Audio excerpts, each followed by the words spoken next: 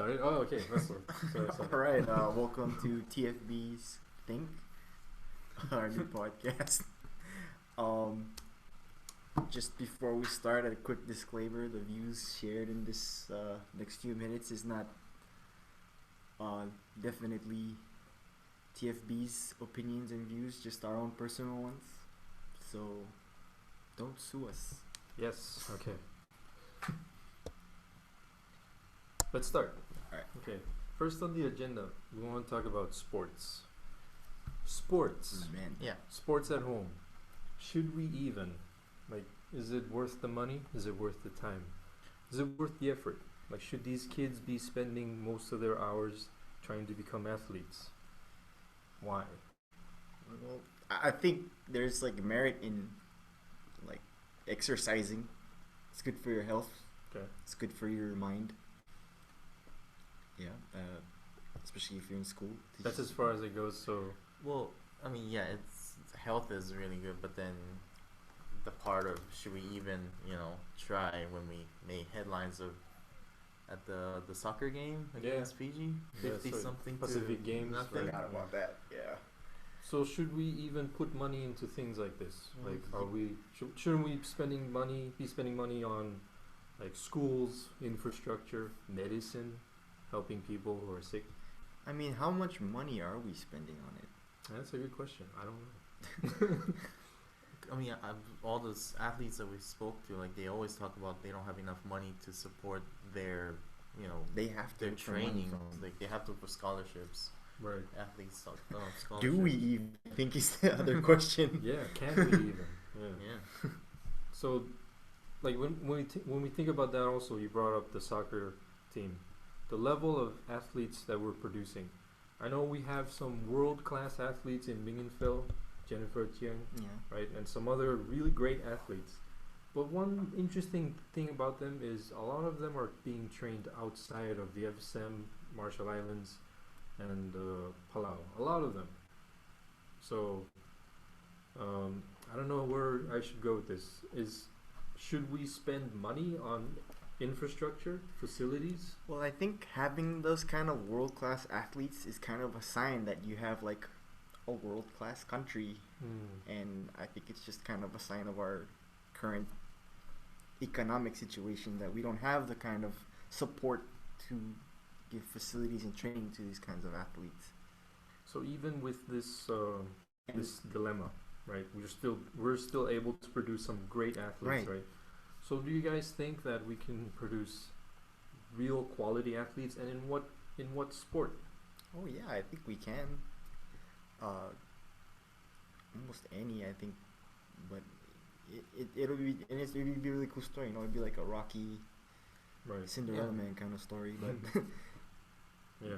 Like it's gonna be hard. I know some It's not people, gonna be easy, but I know a lot of people say that, like, if you look at just body structure and body type, like wrestling would really work Yeah. for people from home. Like we don't have the height. We have the perfect height for wrestling. Low center of gravity, right? Good like strength, upper body strength. So I think that's why there's a lot of movement to get kids like interested in wrestling, just by looking at it from the surface alone. So I don't know. Just wanted to throw that out there. I mean, being in the islands, also like I'm surprised that we don't have that many like swimmers that compete That's a good in point. the Olympics. Even like paddling, Mhm. any ocean like water related sports, like we don't have much representatives in that Yeah. field. well, I heard like especially like buoyancy in salt water. We don't have like we do now Olympic pool in Pohnpei, Right. Yeah. but just like I think it comes down to like when you think about swimming, swimming is something we do not for we do it for fun sometimes, but most of the time it's because we need Fishing to, or right? something, Yeah, we yeah. gotta go fish. We gotta catch dinner. But like to go like world class athletes, they swim 8 hours a day, right? 6 days a week sometimes, right? And then that really goes back to funding. So should we even promote like kids going into athletics and yes, sports? we should though, because it'll inspire other kids, but it also teaches them to be healthy and stuff. But then it's also like a good outward sign for like, us as a country That's a good point. And you brought up And we can engage with other countries. Like, hey, we're struggling, but we're still so a part of this diplomacy, community. like ambassadors. Yeah. That's a good point. Yeah, and you brought up like inspiring kids. Like, can you guys think of any athletes that inspired you? Doesn't even have to be world class athletes. Just some guy that was exceptionally good when you were growing up, and then you looked at that person and thought, I gotta get healthy. I gotta get myself out there. Yeah. I can think of a lot because I like sports, and in Chug it's like we didn't have anything, right? So when track and field came around, that was the thing. I don't want to name names, but anyone that won the 100-meter dash became a hero for a few weeks. Yeah, Yeah. that's true. I mean, like, and then that became like the talk of the day. Who won? And then that person became, a celebrity. I just remember like those track and fields when we were in high school, and Yeah. like just that whole community and all those like old ladies out there. Those old ladies were my heroes, man. With their skirts and breaking all those umbrellas, that was amazing. So there's a good. It brings communities together. Mhm. That's another good point we can throw out there. That's true. Yeah. And Well, I think for just like on the lower level, instead of like Olympic level athletes, world class athletes, just it builds communities. It keeps people healthy. It's a good way to vent the pent up Frustration, energy. yeah. Get people off the streets or whatever. Get them off drugs.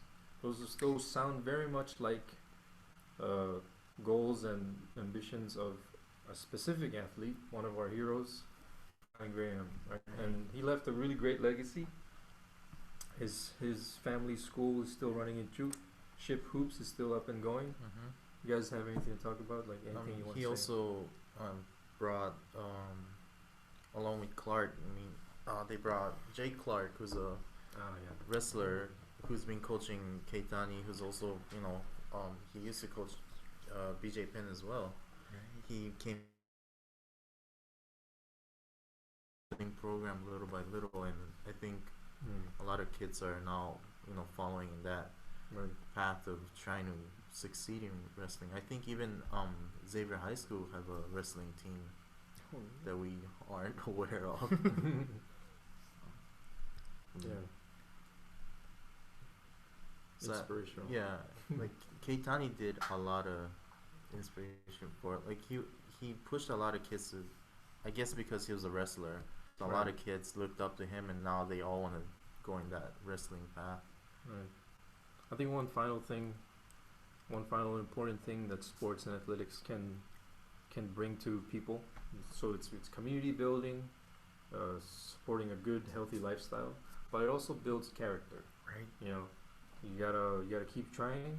You gotta fall. You're going to fall down, but get back up.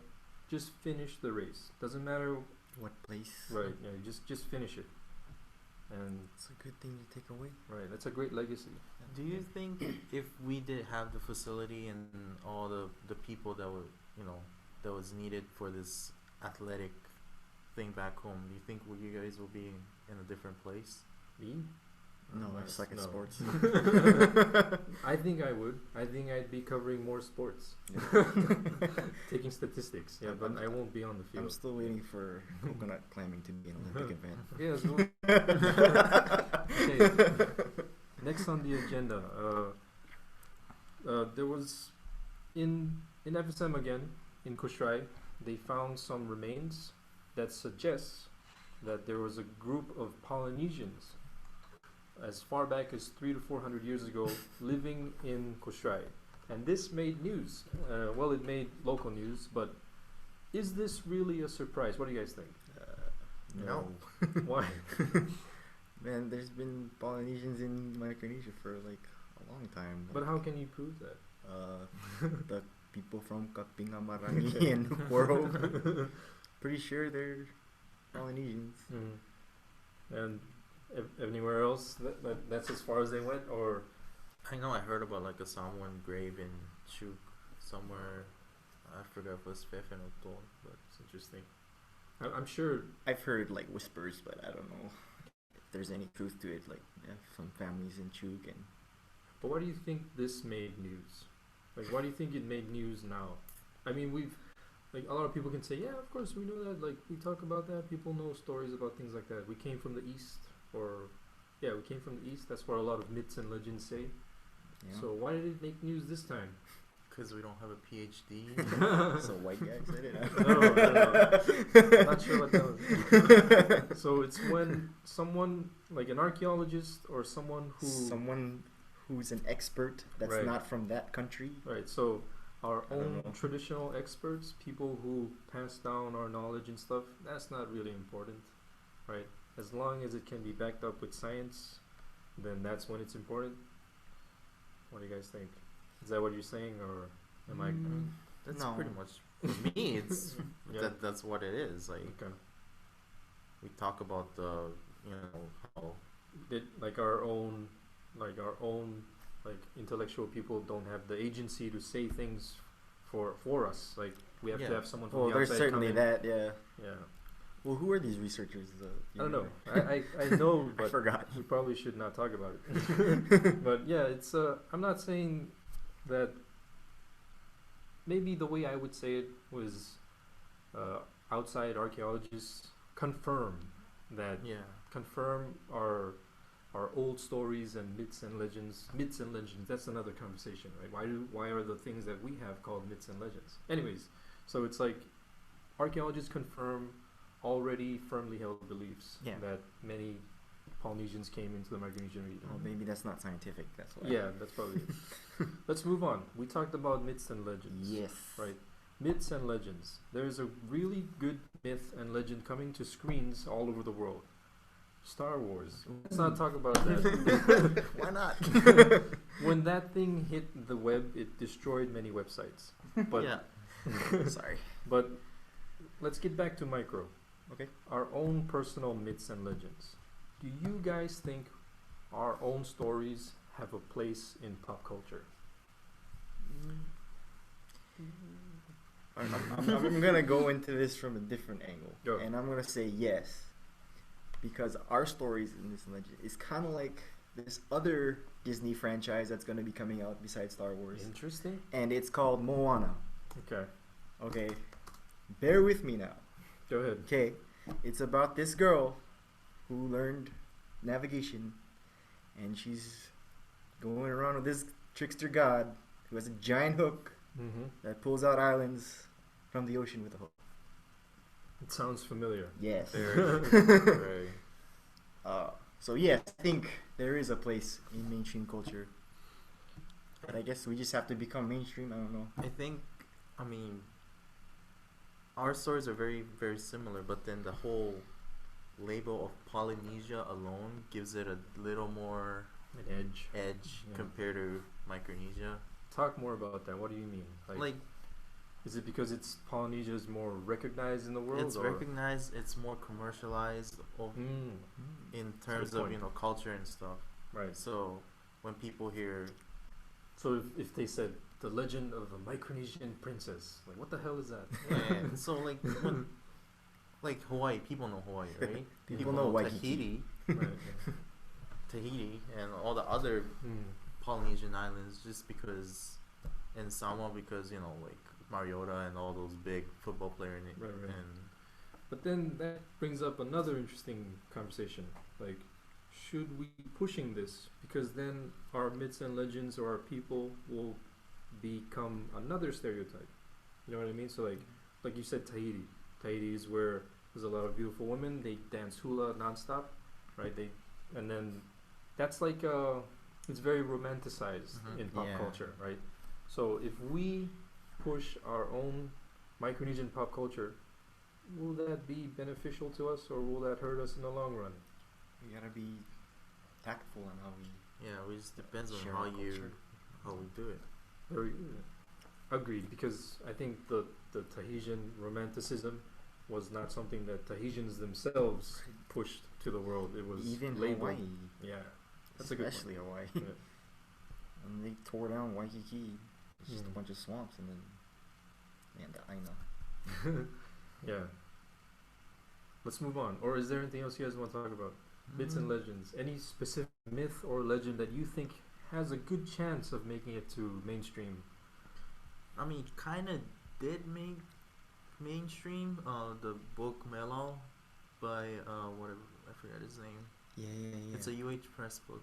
It's a novel based on a perspective of three different characters: the Americans that lives on Quad, people that live on Ebi, and a perspective of a trickster. Right. I can't remember the author's name, but the book is called Mellow, which Phil Sony Hernico is making A film. on. Right. I really want to see some like Micronesian fiction, like written by Micronesians, and it's not like, you know, a story about me driving to the store to go. Like, I want to see some like fantasy, sci-fi shit, like Science fiction. or, but you know, written by. So it doesn't.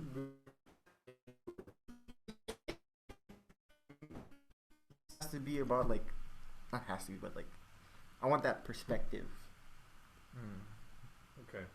You know what I mean? Like, how about like a Micronesian kid growing up in the 80s Okay. in like Ebi, and then they thought it was like a missile, but it's actually a spaceship. You know what I mean? Like, or, and then, you know, they name it some god. Now that I think about it, a lot of the media, like film wise, it comes from the Marshallese side, like Land of Ebb, Okay. all of the Jack Niedenthal's film, which has been featured in a lot of the international film festivals. Okay. We got Nathan Fitch coming out with that. Nathan Fitch is coming out with the Island Soldier, which is a documentary on the Kosraeans and the military. Soldiers, yeah. Yeah. Island so, Soldier.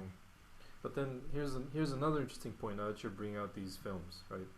All of those films have to do with the United States, yeah. right? They're not specifically Micronesian.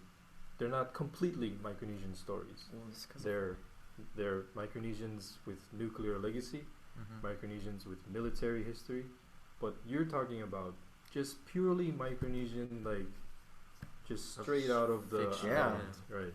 let's get some new myths and legends. Oh, yeah. And it'd be cool to see some like graphic novels and stuff about like old ones. That is the dream. I Yeah. think there is a treasure trove of myths and legends that can be transferred into graphic novels, and I think there's a place for it there. Yeah. Graphic novel will be very interesting because it not only does it cater to kids, but it's entertaining to adults too. Right. So Hey, artists out there, contact us. We want to work with you. Check our, just contact. Yeah. go to our website. Yeah. It's over there. The other thing, one last thing, my own personal stuff, because you said it can cater to a lot of people. We have really good children's stories. We have good adult content also. Not going to go into details. We have really good scary stuff also. So we have just everything. There's a media there that's untapped, Yeah. right? And it's just waiting for someone who can draw, who can point the camera in the right direction, who can act, right? And they can really tell some great stories. Let's move on. And his name is Sam. No, let's John Cena. Okay, let's move on. All right, let's talk about the holidays. Ooh. Thanksgiving is coming up. Halloween just passed. Turkey. I hate to hurt everybody's feelings or spoil everyone's holiday, but there was an article or a study from the World Health Organization that said processed meat leads to cancer. Ooh. 18% increase or chance of colorectal cancer if you eat processed meat. Processed More meat Vienna sausage. is like preserved meat so by spam. smoking, curing, salting, addition of any preservatives. So we're talking about hot dogs, turkey Oh. tail, I'm sure, Hot dogs. pastrami, salami, Everything in a can. bacon, ham, yeah, Packaged. anything that has preservatives added to it can increase your chances of getting cancer. And yeah, let's talk about that. Or you guys want to talk about the holidays? Well, I don't know. Like, I mean, why now? Why did the Like- study come out now? After all these years. Because it's almost Thanksgiving. No, that's a good question. Maybe. I mean, we've been seeing effects of these for decades, and well, yeah. I don't want to be a Diabetes, conspiracy right? theorist, but maybe there was money involved to keep it quiet, to keep that study. The scientists were vegan. Okay. All right. So, anything else you guys want to talk about? Well, let's say here. Let me frame this one thing before we start talking. We are in the Micronesian region. We have some of the highest obesity. Right. What else do we have? Do we have a high rate of cancer patients also? I think Obesity, cancer, and diabetes in the world. Okay. World champs. Holidays, right? And what do we? Holidays is food. Get together with family, food. Right. Yeah. What are we eating most of the time in the holidays? Though? Like Christmas time. Processed meat. Pig. Yeah. Well, just don't preserve it. It'll be okay. I mean, should we get back to? Can we go back to eating the local food like we used to? That's a bigger conversation. Because a lot of our food is imported, shipped, which means a lot of it preserved. Right. Canned goods and stuff. Yeah. That's a good question. It's money crop now too. It's not for your own. Yeah. As much as it used to be. Because the almighty dollar, right? So everyone is interested in money. That's another conversation. It's like a drug. All the cheap food is the canned processed food, right? Oh, that's another great point, because you can just simply walk into a store, get it, and you're ready to go. I mean, I just think of all those container stores back home, especially like they just have stuff on the shelf, and that's all. Yes. This is a very scary thing, and I hope our health people back home and leaders are taking this into notice, because we have so much health problems already. I mean, we are seeing a lot. I'm seeing this a lot on social media with like in the women in Pohnpei doing the walk a mile or two every day thing. Oh, right, yeah. Which is mile a day. Yeah. Something. It's spread to Chuk now. Yeah, and I think it's happening slowly over here too. And that links back to our first topic of sports and athletics. What's the importance of that? Keeping us healthy. Yeah. So if just a few people is doing it, it's not as effective. But with a community-based effort, there's this much results. So, and a lot of people I think changing their diet too, and with the whole exercise thing. That's good.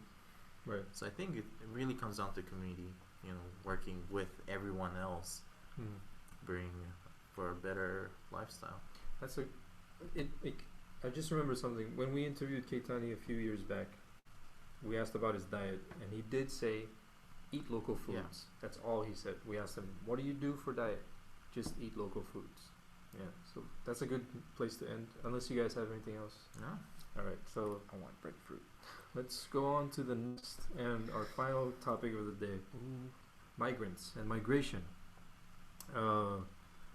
That's been on the news lately, right? Migrants, migration, people coming out here. World news also in Syria. And we talked about it a little bit last.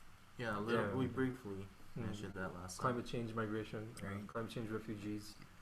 But right now, let's just talk about migrants in general, or specifically Micronesian migrants. Like we talk about refugees and COFA and having to come out here for health and whatever.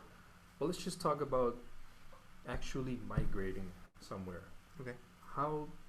What does it do to a person to uproot him or herself from their place of origin, from somewhere comfortable, and move to a new place? You guys want to talk about your experiences leaving your home for the first time? Man. Catching a bus for the first time? There was this definitely culture shock for me when I came. Like going down to Waikiki, seeing people in their bikinis and stuff, and right. People ask why I talk so quietly. I don't know. I know, right? I'm pretty loud, I think. It took some adjusting, but I think I had like a little preparedness just from high school. Kind of got me into like being with people from different cultures and stuff. Kind of prepared me for that, but it's definitely it was very different. Yeah. I don't know. think if you guys want to talk about culture shock, I have cases. Some of them I don't want to talk about, but there are some instances where, like, I think here, because the handshakes are not really how it goes here in Hawaii, right? It's usually a hug or maybe a kiss on the cheek. Yeah, I didn't like that. Right. When I first came out here, it's not that I didn't like it.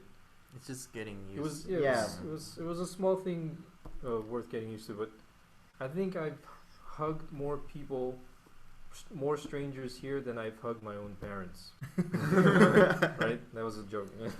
But it's Floyd Mayweather. right. No. I don't understand that. Okay, so the boxer. Okay. Yeah. They were always hugging. right. That's Anything true. else? I used to get like, oh, you don't want to give me a kiss? I'm like, oh, sorry, like, I'll just kiss people. That to me is very weird, because of the way I look, they expect me to be one thing, but in reality, I'm really not whatever they expected. So like, I mean, my first time here, I was scared to mingle with other people, so I always stuck with the same group of people I knew. But I mean, it takes time. Over time, I got used to it. I mean, just branched out, but I guess it's something hard coming from a small island to. Right. I mean, it's still an island here, but a lot bigger, and it's a whole new world. Not just that, though. Like, we live in a city, in an It's a good point. urban area. 900,000 people live in Oahu. Yeah. 20,000 people live, I don't know, in most like in the big islands over in micro. Yeah. And there's like little things too. Like, there's stores open here 24 hours. Yeah. You can go to a Right. store whenever you want. So like There's McDonald's open 24 hours. Like, yeah, that's a great point. It's a small thing to say, but it really is different. I mean, I lived here almost 9-10 years. So like when I recently went to Hilo to visit, it felt like I was back home. Just because it's so quiet. There's nothing like this. Like there's no apartments. I didn't see any apartments. It felt like you're on an island. I felt it felt like I was on an island, like Right, an actual island. back in the islands. Yeah. I think one last culture shock for me. When I was out here, I remember seeing a homeless person, and I couldn't comprehend that, because there is no such thing as a homeless person at home. The word for homeless in Chuukese is homeless. Right, we don't have a word for it because it doesn't exist. When I first came out here and I saw homeless people, that was a huge culture shock. Yeah. And to add more to that, there was a homeless man sitting on the street, and then a lady walking her dog. That's another thing, walking a dog, right? Yeah. A lady walking her dog. The dog took a dump right in front of the homeless man, and then she picked up the dog's poop. And in my mind, I was thinking, this dog is having a better life than that man just a few feet away. And this lady didn't even bat an eye to it. It really threw me off. I was culture shocked. Yeah. Yeah. So Speaking of which, a lot of our people are kind of going Unfortunate. through that. Yeah. right.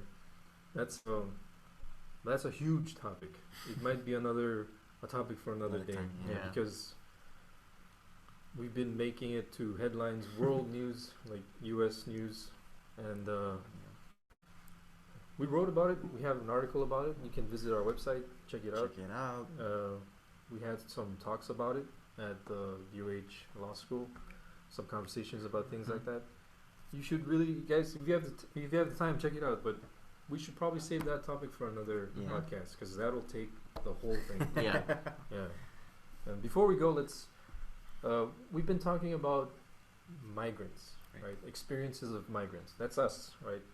But then the first generation of children of migrants. So let's say we moved from home, we came out here, and then our children, our kids. Maybe our viewers. How are they connecting to their roots? Like, do they speak their own languages? Do they understand that their parents are from somewhere else. Is it difficult to be the child of a migrant, especially here in Hawaii, where Micronesians are looked down on? Does that really impact their identities as children of Micronesians? What do you guys think? Have you had any experiences with this? Well, I've met some kids of people that moved out here that were pretty much born and raised here.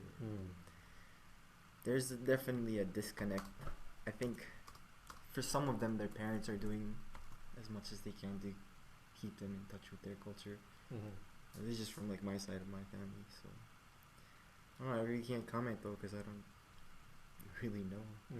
Okay. It'd be nice to hear from them though. Right.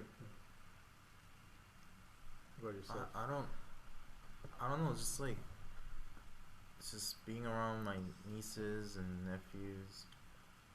I mean, for me, looking at like my brother's kids, who they're in Japan, they know their Chukis because obviously my brother's from Chuk. So, but then they don't know what that means. All they know is that they have that label with them. But what does it really mean for them to be Chukis?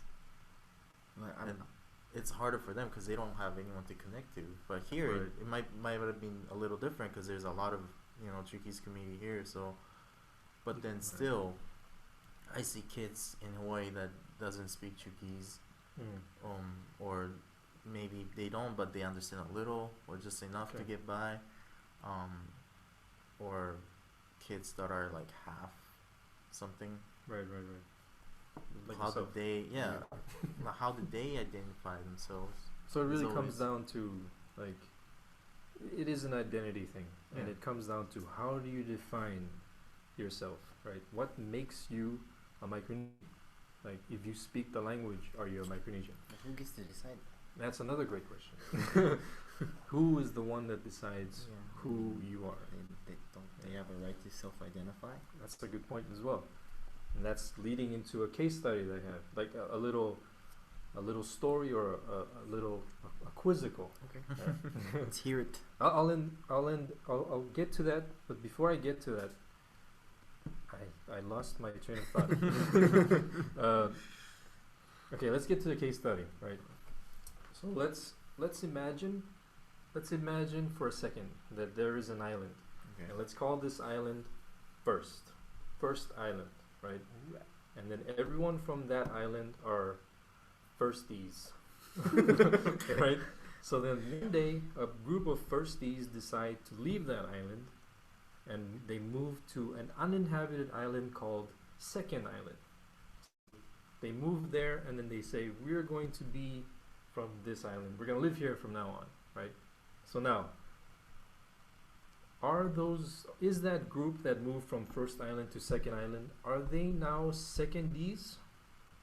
Or are they still firsties?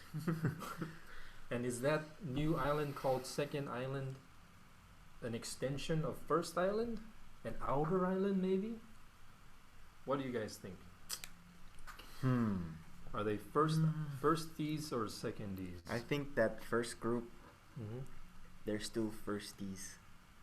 The one that stayed. Yeah.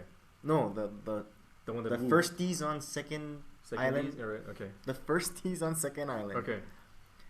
They still speak firsties. But who's on third? No. No, okay. So they still speak the language. Speak firsties. They They still same have culture, culture. tradition, everything. Right.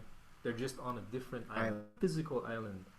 Right? They're physically separated, but everything else is the same. They're still Genetics firsties. are the same. The look, so they're still firsties. Okay. Now let's say that group who now live on Second Island have children. Okay. Are their children the first generation of secondies, or are they still Second firsties? Generation. I don't know. I think they're still firsties. You still think they're firsties? Okay. So Because how- their parents are still firsties. right. So their parents are pure. That's another conversation. Okay. Pure firsties. So you still believe that they're first. But then Right. they are born and raised there, Right. therefore they become. Are they still culturally linked to? No, the not linked to the first island, but they still practice the exact same Yeah. cultures and language, right? Okay. So they're still pretty much first people. Right? Okay, now let's say that first generation have children, a third generation. Now are they the first generation of secondees? I don't think so. Okay, how about the fourth generation, Maybe. fifth? Getting closer. Okay, so I think the more removed. the more removed you are, okay. Interesting. I don't know, cause like But what if the language and culture, the tradition is exactly the same? then no difference. Then they're still So it's kind of like Chuk when you look at it that way. right. The many other smaller islands Right. inside, they're Okay. still Chukis. But here's the thing. Well, what about Chukin Morcho? Yeah. Yeah. But here's the other thing. Who said that people in Chuk Lagoon are Chukis? Was it the Chukis themselves? No, it's the people from what? People from the islands. People who are from the lagoon, they'll say, I'm from Wura, I'm Yeah. from Toron, Right. I'm from Toroas, right? But we won't really say I'm from Chuk, because the label of Chuk was given to them from people who are not from the lagoon, right? Yeah. Or That's I think so. something else. That's something else. Yeah. Going back to that case study. Now let's say there's a 10th generation, Right. right? Now let's say that 10th generation decide to move back to First Island, right? And they do so. And then they live there. Now are they firsties? They're Language is more or less the same. Culture is pretty much the same. Little differences. They still look a little alike. But now they're 10th generation. 10 generations removed. And then they move back to First Island. I think like somewhere in our culture they'd be welcome back, Yeah. right? 'Cause Right. They have that. So it depends. Yeah. It really is. It depends, right? But I think after so much time of isolation from each other, though, Right. it would become very different. Yes. Yeah. They probably see each other as cousins, not brothers. True. Yeah. Bro, Yeah. So but that's very interesting because when did we become different? exactly. Yeah. Is it when our languages changed? Is it when our physical features changed? Right. Is it when we started eating breadfruit differently? Like when did that happen? So for me, because of the way I look at that, the way I look at identity is, if you say you're from this place and the You are people from who are this from that place say you are from that place, then you are from that place. If you move to an island, you pick up their culture, their language, everything, and you say, I am from this island, and the people from that island say you are from this island, then you're from that island. What if they say you're not? Then you're not. I think there has to be a mutual agreement. So what about, let's say, So apply this to kids now. Yes. So someone's parents came here, Mm-hmm. they're like 12 years old now, Right. and they say I'm from Chuk. They've never been to Chuk, Right. and maybe some of their family won't recognize them. Mm-hmm. What does that mean for them? It gets really tricky because it goes back to the way I define it, right? Yeah. There has to be a mutual agreement between both Right. parties. So let's say a second generation Chukis kid growing up in Hawaii doesn't say he or she is Chukis, but then all of his relatives say, no, that person, that's my nephew, my niece, he's Chukis. Then there is a disconnect there because Mhm. it's not, there's no balance, there's no agreement. So the identity is not completely there. Also, like moving here, I noticed because back when we were home, we didn't really use the term Micronesians. But when we out here, Yeah. we have We that have to, label yeah. now. But then that's the thing with the younger kids. Do they identify themselves as Micronesians, or do they like specifically know that they're like from Chuk, from Marshall, from yeah. Marshalls? Yeah, can I ask you guys that? When you guys use the term Micronesian, are you saying that you're from the FSM, like Micronesian, or are you talking about that whole region, the blanket? Well, for me, I say, in my mind, when I say Micronesian, I think about the region, the Yeah. entire region. Yeah, it's not a political thing, it's a region thing. And the reason why I describe myself as a Micronesian is because people don't know what Chuk is or where Chuk is, Yeah, and they it's don't easier. understand it. Yeah. So the next, if they know what Micronesia is, then I'll say Guam. No, I won't say that. I'll say You just ruined from I'll say from the North Pacific or the Western Oh. Pacific. Yeah, I'll just describe a region, right? But then The gap between Melanesia and Polynesia. right, the other Nesia, Yeah. right? But the thing lately, I've been very reluctant to say that I am Micronesian because a lot of people don't like Micronesians. Yeah, really? And then it's a form of pride for me to say that I'm from Micronesia. But then if I don't want to get into, if I don't want to get like attitude from someone asking where I'm from, I just say I'm from whatever. that really sucks. It does suck because I have to You have cloak to, my identity, right? Just so that I won't have to deal. With the With, issues, yeah. yeah. That's like racism, dude. That is racism. Something very foreign to us. Yeah, that's another thing. That's another conversation. Racism. Right? Whew. I But don't think we have enough time for that. Let's table that. Let's put that on our notes with homelessness and everything else. Yeah, Right? bring it in, guys.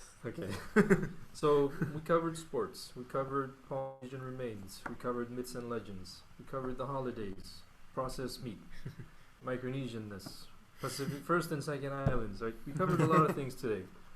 And yeah. It's a Any pretty good last thoughts? conversation. No. Anything you want to say to our audience? Well, I'm hoping that this was engaging and more people will watch it. I want to thank our viewers, all three of you. Thank you guys. If you guys have any suggestions or whatever, just write it down in the Yeah. comment section below. Mhm. If you like these type of stuff, just subscribe and follow us on Facebook. We have Twitter, even though we're not that active. Right. And I know we're not very interesting, but we will try to get other people on this table. Yes. Right? We're trying. We are really trying to make this interesting. So we're trying to get more people, and some of the people who are not on this island, we'll try to get them linked to this Yeah. conversation somehow. We'll figure it out. And keep your eyes posted. We'll be posting our stuff. Maybe you guys can join in too. And one last reminder: these were expressly our own opinions Yes. and not necessarily those of the fourth branch. Please don't sue us. Yeah.